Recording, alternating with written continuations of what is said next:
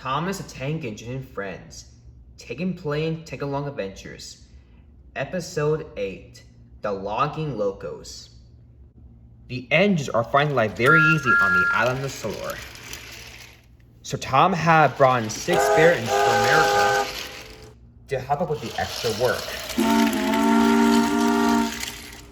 So Tom Hatt still couldn't find any spare engines from other places, so he decided to bring in more from America just in case.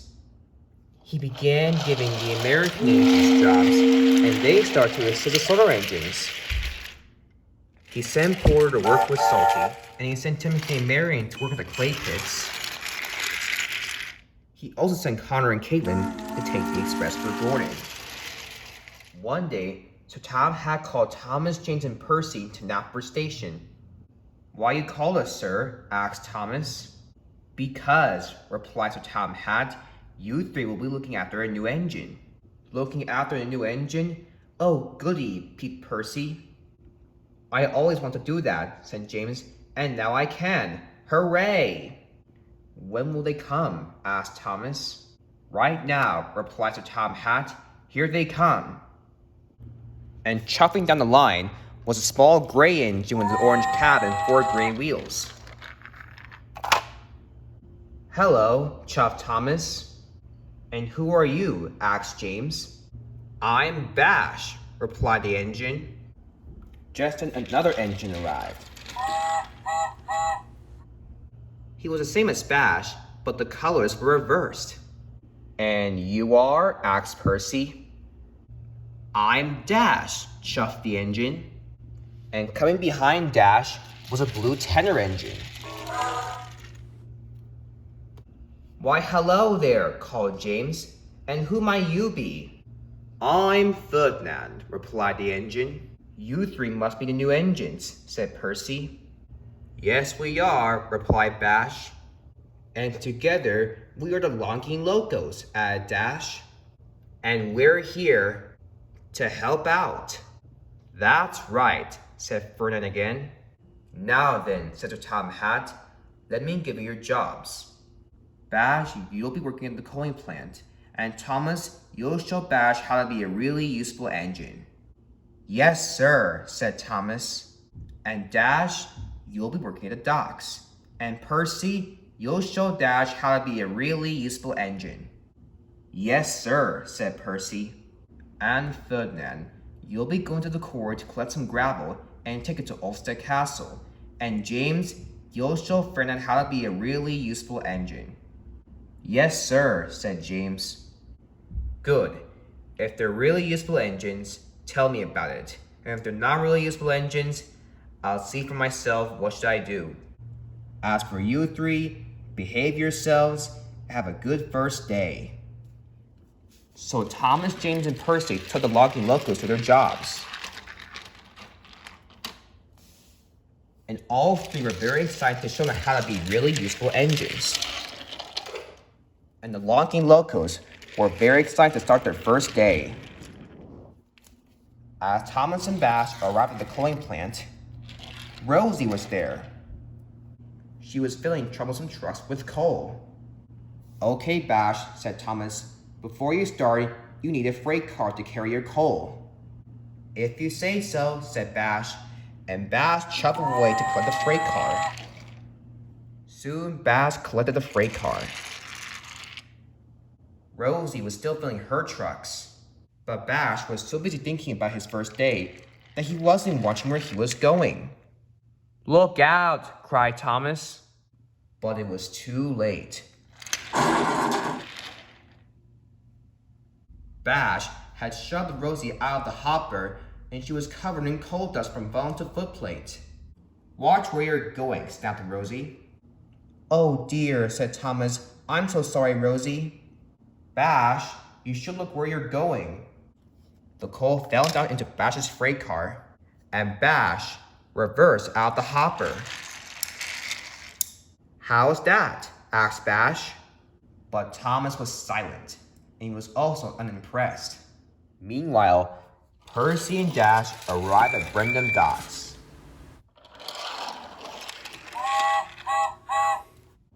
"Okay, Dash," said Percy. Let's get started. Percy collected the freight car and shoved it next to Cranky. Dash was watching from the other side as Bulstrode arrived with 2 loads. Dash watched as Cranky turned around. Lower his hook.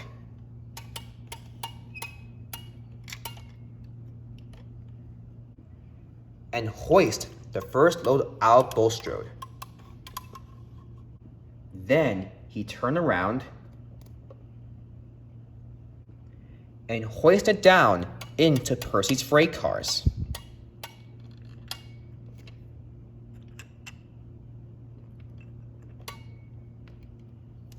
Dash had seen the entire thing. He was amazed. Now you try, chuffed Percy. First off, said Cranky, you need a freight car for me to load your load in. And Dash chuffed away to get a freight car. Dash arrived back with his freight car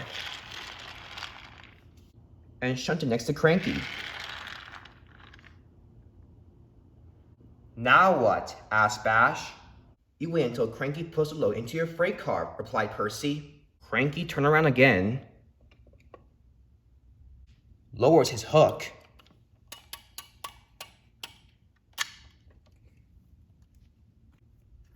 and lift the second load out of Bulstrode.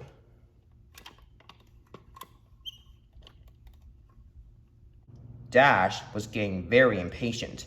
Come on, he called. I don't have all day.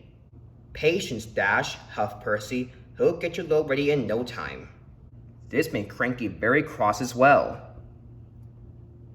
as he lowered his load into Dash's freight car.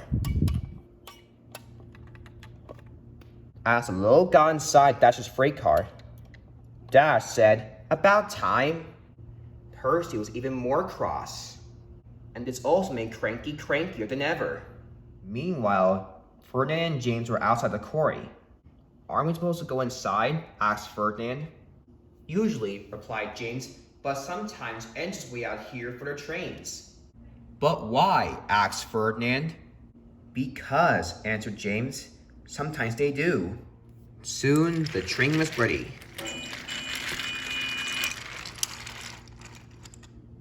And Ferdinand was coupled up. Off the castle, here I come, said Ferdinand excitedly. Yippee! Wait for me, whistled James as they chuffed after him. At Ulster Castle, Stephen was talking about his old days to Fergus, Connor, and Caitlin. All 3 engines were very amazed.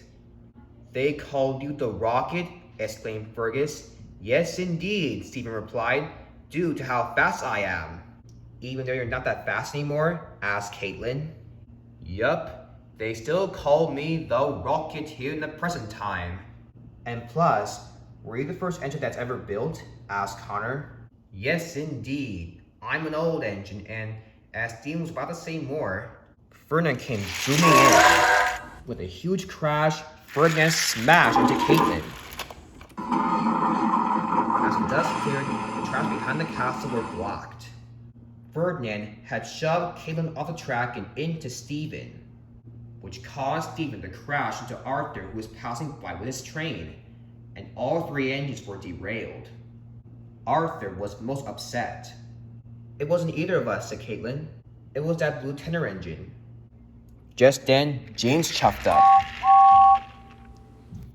Sorry, everybody, he called. I'm just teaching how to be a really useful engine. Do you think he's really useful now? Asked Fergus crossly. He caused an accident here. Don't worry, said Toby. I'll get help. And Toby chuffed away to fetch a breakdown train.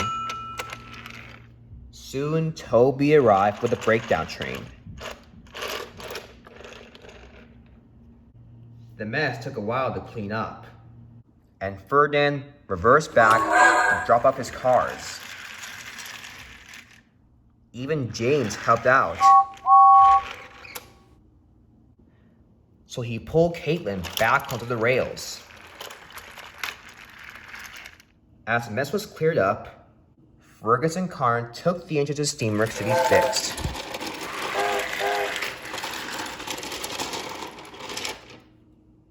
That afternoon, Thomas, James, and Percy told Sir Topham Hatt what had happened. Thanks for telling me, said Sir Topham Hatt. I'll have a word with them. And Sir Topham Hatt drove away. That night, Sir Topham Hatt came to see the Lonking Locos at the sheds. I'm very disappointed in you three, he said crossly. Your behaviors has caused confusion and delay.